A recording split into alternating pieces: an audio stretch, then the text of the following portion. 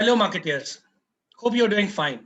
First of all, thank you so much for giving you so much love to the Marketing Soul Great Marketers Club. Club is growing and we are getting strong with passionate marketers onboarding every day. And it is amazing to see. And very soon we will be going by the invite only membership. So those who have not joined yet, please join. You're going to have the best of the experience in the marketing community ever. Link is in the description. Also, I'm very excited to introduce you to our hashtag Marketers League Talk Speaker of the Day. He is an author of The Thought Leader's Way, an award-winning marketing consultant and serial entrepreneur with close to 2 decades of experience across strategy, marketing, operations, and HR. He has been instrumental in creating many award-winning programs for leading brands like Meritrack, Wipros, and Accenture. Amongst the top 10 content marketing consultants in APCA and Japan by CMA Asia, and among the top 30 marketing consultants in India by CEO Magazine. He is also on the advisory panel of Harvard Business Review, a doctorate of excellence in marketing management from UET America, a passionate marketer. Welcome, Dr. Karthik Nagendra, hashtag Marketers Log to the show. Amazing to have you, sir. Thank you, Sachin. Thank you, Sachin. Thanks for inviting me and really looking forward to this. My pleasure, sir. My pleasure. So starting the conversation with your book only, I can see it into the backdrop of yours. What is the ideology? What are the learnings that you are trying to share from this book? Sure. So I've been fortunate in a way to start off my career in the field of marketing and specifically looking at thought leadership as a function. So while handling various roles and heading global thought leadership functions for brands like Wipro and Accenture, I understood that the only way to build trust with the customer is to position your business and key resources in the organization as experts. So experts who can deal with whatever is thrown at them and designing a winning solution for clients.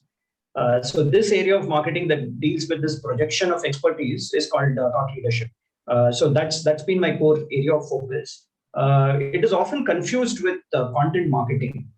So whenever anybody says thought leadership, they immediately say it's content marketing, but it is actually a superset of that and involves more than just content and promotion of that content, right? So for example, awards, patents, webinars, events, these also form part of the overall thought leadership portfolio. So given the importance of this topic, I realized that having a standalone book can be a very good tool which the marketeers can use. Because thought leadership as a function itself is quite new in India. Globally, we've had many experts talk about it, but in India, there wasn't any book. And the Indian market is definitely different when you compare it to the other markets. So that's where I believed having a book like this would make a lot of sense. It is ideal for anyone who's seeking to understand how to communicate expertise in marketing context, or somebody who's looking for new ideas to rejuvenate their thought leadership programs. It can also be somebody like, for example, students who want to build a career in content and building thought leadership. This book can be a good tool for them, because this is not taught in colleges. MBA colleges don't teach you how to build thought leadership. So this book can be a very good tool for that. It's available on Amazon. So I would encourage all your community to go and pick up a copy of The Thought Leader Way.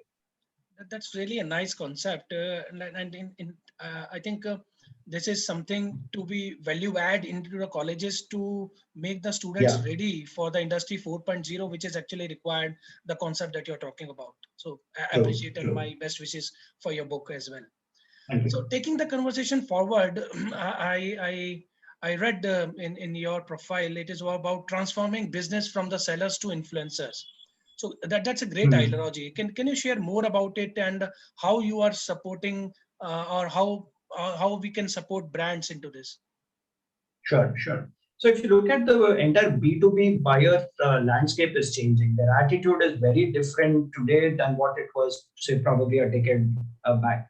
One crucial driver behind this change is the major increase in the level of competition and disruption that's happened in the digital marketplace. And then you have the the buzz of social media around that. So the consumers of today have access to much broader roster of products and services So as a result of which, there is increasingly shorter product life cycles and new entrants that entice the customers with exciting alternatives to consider.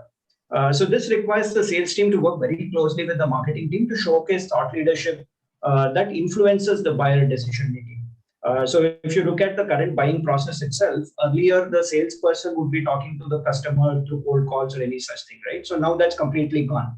Now, in fact, customers will actually research about your brand even almost 90% before they reach out to you for that last 10% conversation which is needed. And that's when, as a salesperson, you are getting into the realm of digital selling.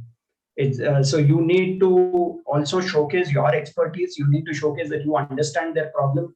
You need to showcase that you understand their industry and where it is heading towards, and hence you are sharing content and perspectives which will help them to influence their decision making. So there was this recent research by Edelson which said that over 42% B2B decision makers are actually willing to pay a premium to service providers who demonstrate strong thought leadership itself. So that's like a huge perspective to look into. So that's where it is that shift from being just a seller to being an influencer comes into picture.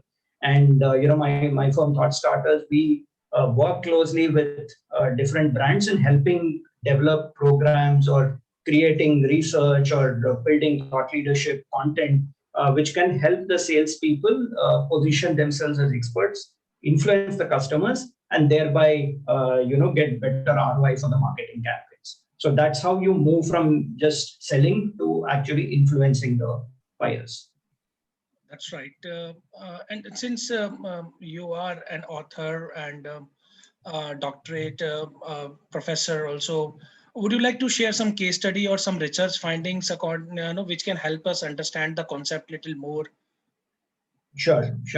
So in my research, with the B2B community, so primarily I operate in the B2B space. So these would be companies which are either technology firms, product firms, or anything which is more knowledge intensive, consulting firms, etc. So when we carried out a research to understand, the buyer attitude or the buyer preferences, it was interesting to see that only 5% of the B2B decision makers believed that the content that they were receiving from their service providers actually was demonstrating thought leadership. Whereas when you actually ask marketers, they say that, yeah, we are increasing our spends in content marketing. So every year on year, there's a substantial increase that's happening, and hence we will get better ROI. But the buyers didn't believe that. Only 5% of them actually said, you are demonstrating thought leadership with whatever programs or content that you're doing.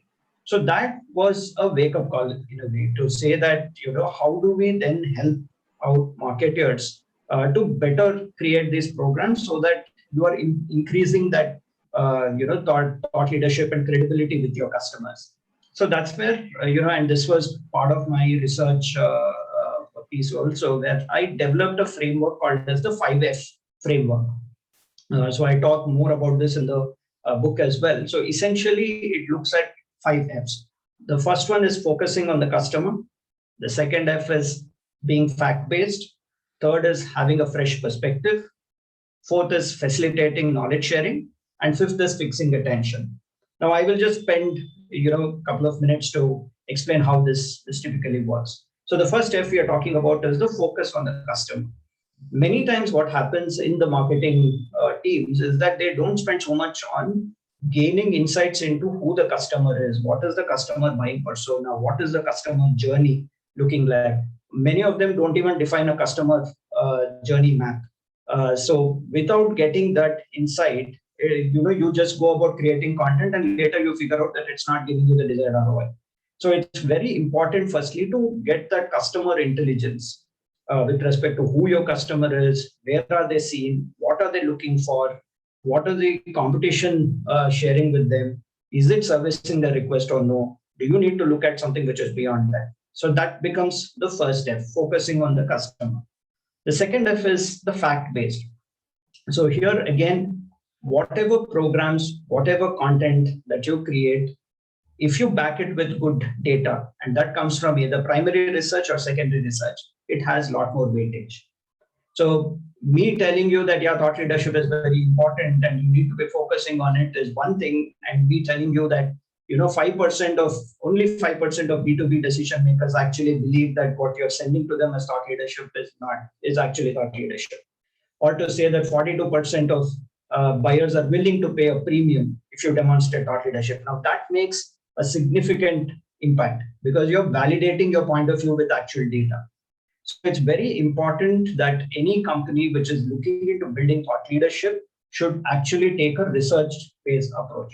Now, if you have capability in-house, you can do that. Otherwise, you can outsource it to research firms, or you can even partner with academic universities or research firms or analyst firms to do this kind of research. The key is to actually have that data to back your opinion. The third F is fresh perspective. Now here again is where a lot of marketers tend to go wrong. Most of the content that you will read anywhere are all Me Too content. So why should a customer actually look at you and consider you to partner with them vis-a-vis your competition? That's where having a unique point of view becomes very, very important. And all this is again stitched back to the earlier two Fs, right? So if you've understood your customer well, you know what they're looking for and hence what is the gap, and you're able to give your perspective there. Two, if you have done good research, you will have data which shows, okay, this is the trend and hence nobody has been talking about it and let me now create a perspective around that. So these three Fs all stick together. The next F is facilitate knowledge sharing. Now, again, what happens, the mistake which a lot of marketers again do is when they create any content, they gate the content. It is, it is believed that if you actually put up gated content, people will download that and you will get a lead and, you will take it forward. But look at it from the buyer side. The buyer, the moment you have gated content, knows that if I fill up my details, that you will start bombarding me with sales related messages. So they will tend to drop out. So it's very important that in the initial phases, at least, keep your content as freely available as possible. You need to spread the word. You need to spread the knowledge that you are building. Only then people will know that yes, you are, having a unique point of view. You have good research. You have good knowledge about the system, and then I will talk with you. Or even if various content assets that you're creating, identify which alone you want to get and which you want to give it as free. Don't go and get all the content. The key is to actually facilitate that knowledge sharing with the with as many people as possible. Many times you don't know. Actually, they could also become your influencers. So some analyst would have read your research. So tomorrow, when he's on a board meeting with a client, he may actually say, "Have you checked out so-and-so company? They had this interesting research and they have a good point of view. Why don't you talk to them?" Right. So it's important to facilitate that knowledge sharing. And the last F is fix attention. So here the key is how interestingly are you presenting your content. Now there are different channels that you would be looking from a marketing standpoint, and each channel will require the content to be done in a particular way, right? So if you're doing it as an infographic, if you're doing it as a video, if you're doing it as an article or a blog, each of it needs to be done in an interesting manner. Again, if you do not have expertise in-house to do that, there are experts who can help you do that, but it's important that you're getting these fundamentals in place. And only when you do that is where you see substantial impact. So a good case in point for this would probably be IBM. So if you look at any of the campaigns which they do, or if I take their global CXO study, which they've been doing for years now, they've built a property out of that. So all that they've done is basically understood the customer, what the customer is looking for. They've put in solid research into it. They have a unique perspective of saying how the future is going to look like. They share this content across platforms and they created it in an interesting manner so that you're fixing the attention. So that's how companies can actually, or marketers can actually go about creating impactful thought leadership programs.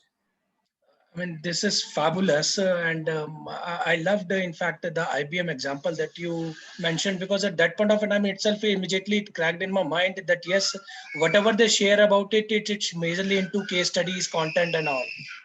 So Yeah. this is right. So they have different things, right? So they have case studies, they have research, they have videos which they put out, they do panel discussions around that, they've created a podcast series around it.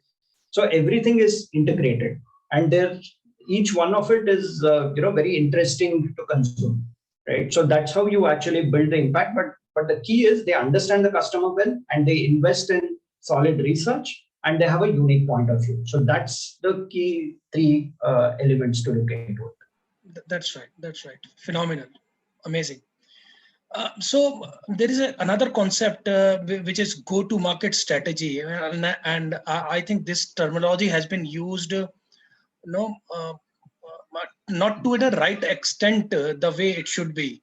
So can you share insights, how we can really make it effective, the go-to-market strategy? Sure. So again, the primary point when it comes to go-to-market strategy is firstly, have you understood your target market and your customer right? Many times, you have a solution and you believe that this can be applicable to everybody, and you're going and talking to everybody. That's not how it is. You need to be as focused, saying this is a specific market I'm looking at, and this is the customer in that market that I'm going to target. So focusing on that is very, very important. Gaining insights from that becomes the very fundamental first thing to look into. Once you've got a hang of that, the second aspect to focus on is understanding your brand position. So how do you want your customers to view your brand versus the competition, right? Again, a lot of marketers make a mistake of saying, okay, so and so company is doing this campaign. I think that seems to be doing good. Let's also create something on similar lines, just tweak in something and go ahead. No, their maturity curve is different, their approach is different, and you are different. So don't go and do what they are doing. Get your understanding right and how you want to position your brand. So for that, you need to do research to understand how your customers are perceiving your brand, how the influencers are perceiving your brand, how do your employees perceive your brand, right? And all these together, you'll be able to arrive at the brand position that you want to take to the market. The third aspect is defining your USP, unique selling proposition, or your unique point of view.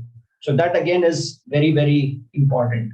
So once you've identified your target, your customer, and then your brand position, then you will know what is your USP that you're taking to market. And that needs to be communicated clearly across all the channels that you're doing. There should not be any confusion which the customer gets, which means you're talking different things in different platforms. No, you should talk consistently about it across platforms, right? The next point would be to build content which engages the audience across the buyer cycle. So again, go-to-market strategy, when you have that, it's important to understand the customer journey map. It's important to understand the customer buying cycle.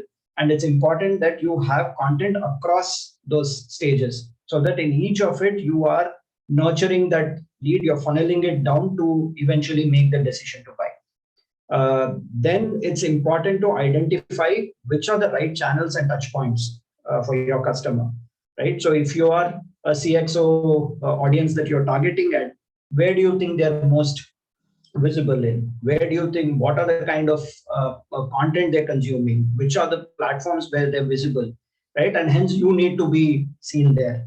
And create the content which accordingly will suit that. So if it is a platform where it is short bite-sized content which is consumed, if you create a large format content, obviously it will not work. So it's important that you're creating it in that particular manner, customized to that specific channel.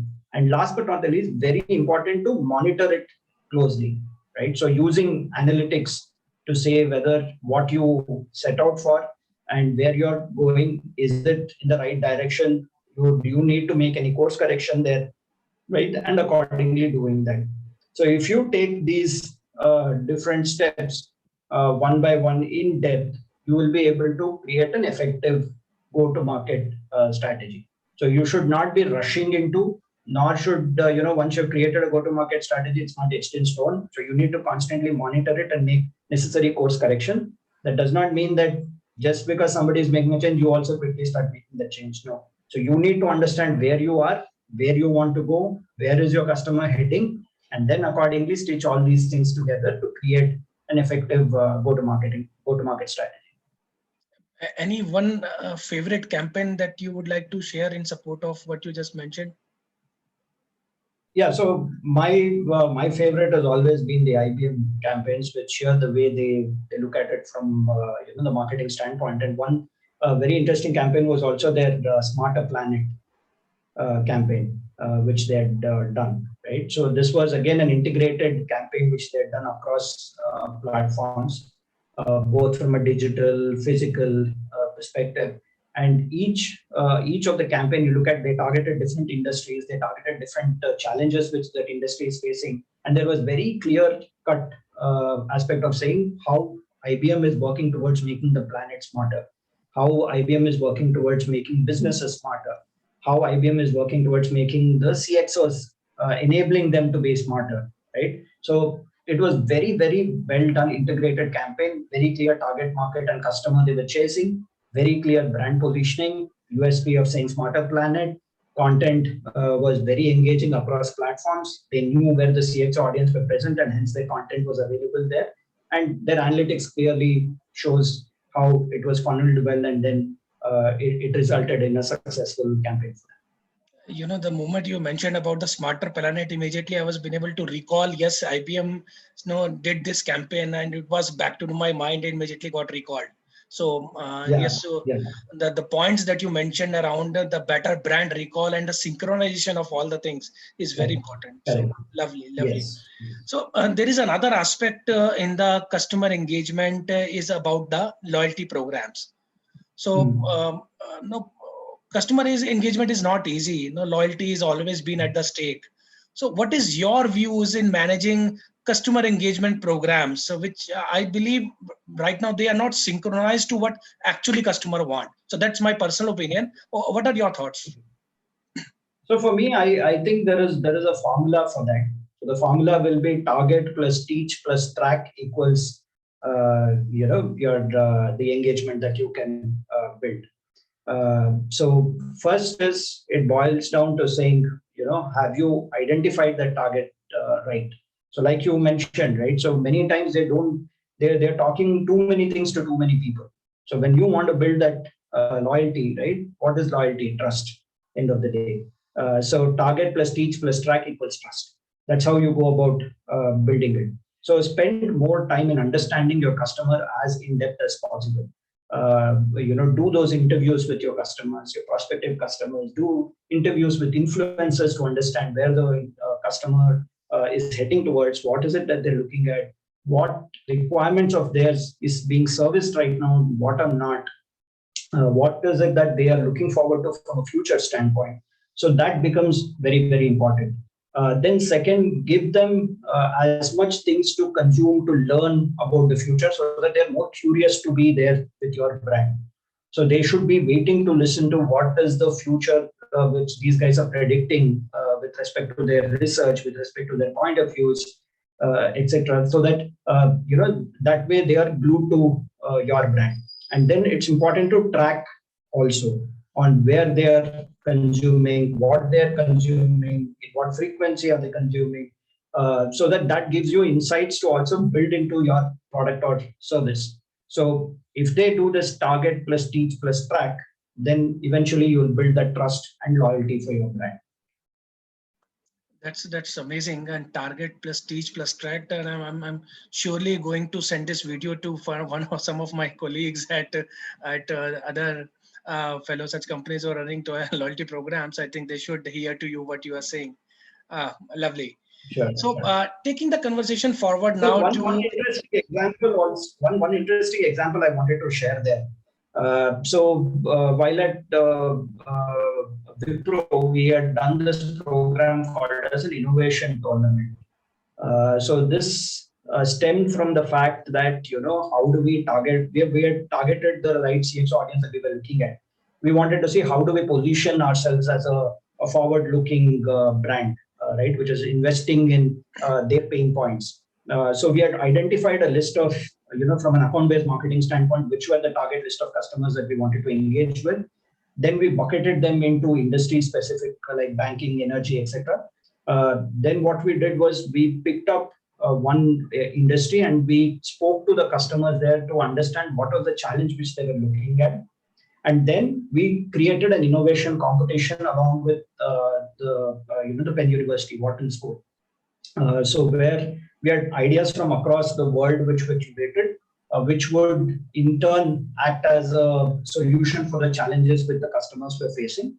And then we track those projects towards implementation, and then also built a lot of content towards that, which eventually, as this program, helped us build a better trust with the customers, and a lot of it turned into loyalty from an account-based marketing standpoint as well. So if done right, this target plus teach plus track equals definitely trust. Lovely, lovely. Taking the conversation little forward towards employees or maybe marketers, we can term it as. So they move on to a leadership position, right? So they have good functional skills with them. So what, according to you, are the supporting skills which are required to be a true leader and a successful leader? No, they can manage their leadership position to further in their life. Sure, this is very important, and I think the new normal is kind of redefined leadership in itself, right? So with the pandemic coming into picture, the future of work itself is going to be totally different. It's going to be a lot more virtual collaborations. It's going to be teams from across geographies. It's also going to have a lot of employees who are from the Gen Z that we talk about, right? So how they perceive leadership, how they approach a leader, how they prefer to be engaging with managers, leaders in organization, the kind of culture that you set up as a working culture, all these start becoming very, very important. So as a leader, I think very important will be to have high empathy. So it's very important that you are empathetic as a leader. If you're not, you will not be able to succeed in this new workplace. So it's very important that they get coached to be good leaders, right? So I'm also an ICF certified coach. So I work with a lot of leaders in helping them build this empathy so that they have better connect and working relationship with their teams. The second important thing is being willing to unlearn and relearn, right? This pandemic itself has taught us that a lot of things which traditionally marketing the way it was working suddenly got disrupted, and we had to quickly go back to the drawing board and figure out how do we adapt to this new normal. So, and this is going to be at a much rapid pace as we move forward, right? So that the ability to unlearn and relearn becomes very, very important for a leader. You cannot say I have now reached a leadership position, so I know everything. No, you don't know the future. That's the reality. So you need to be able to relearn some of those things. And the third important aspect is to be curious on what the future holds, being curious on how the employees are going to be working with us, how the workplaces are going to be, what processes do we need to put in place for the future, and what is it that the customer will want from us, how do they want to engage with us, what do they want to consume, right? So having that high curiosity is also very, very important. So three key things: being empathetic, being willing to unlearn and relearn, and being curious. I think these are key things for the leaders of the future. Very nice. Very nice. So now this question is for the ones, those who are just starting. So it's in a cross question to you. That I'm a fresher, right, and just started. Yeah. So what would be your top 5 tips for a winning career?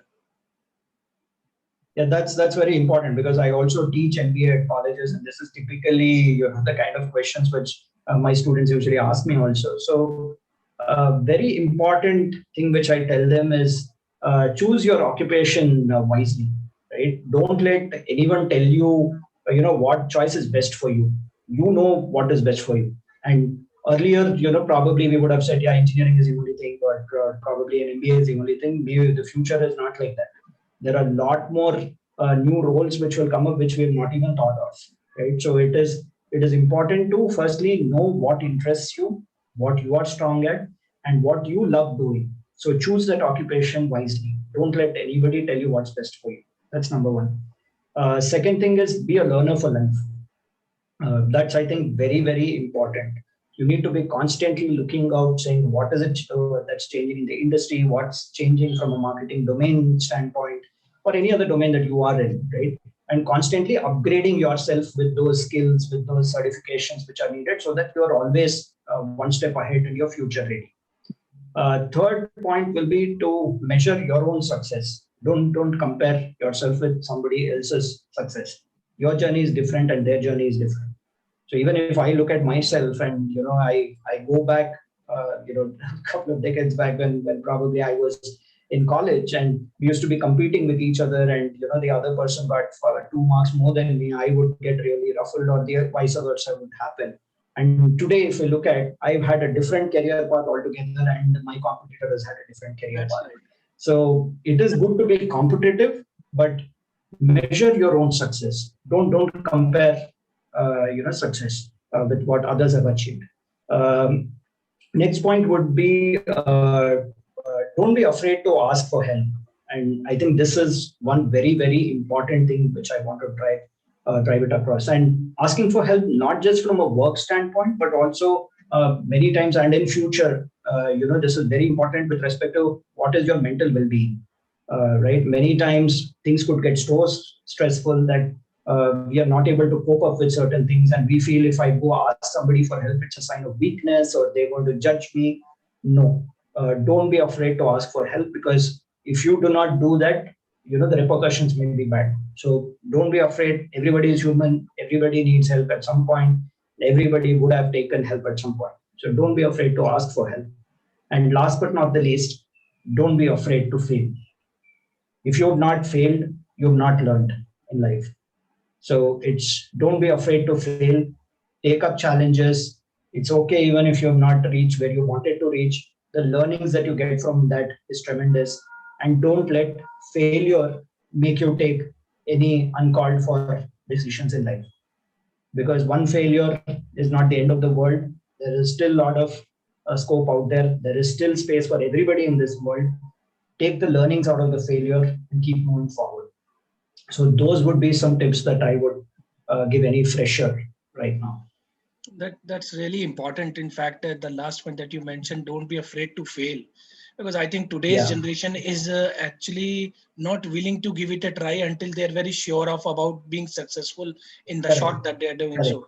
So this is correct, something correct. very important feedback that you have shared. So before we wrap up, would like to know your thoughts about the Marketing Soul initiative, our community of passionate marketers. What are your thoughts? So this is a very interesting initiative, and I think it is definitely the need of the hour also. Because what typically happens is most of the things that we would probably learn, at college or where we read or something is different, and somebody is sharing practical experience of how it's working is a totally different thing altogether. And if there's a community of people who are coming and sharing each one's learnings, yeah, it also expands your knowledge base also to say, okay, this seems to be interesting. How can I try it in my industry or my company and see how it's going to work out? So I think it's definitely a wonderful initiative, and wishing it all the very best and for success and growth in future. Thank you. Thank you so much, Dr. Karthik, for your motivational words.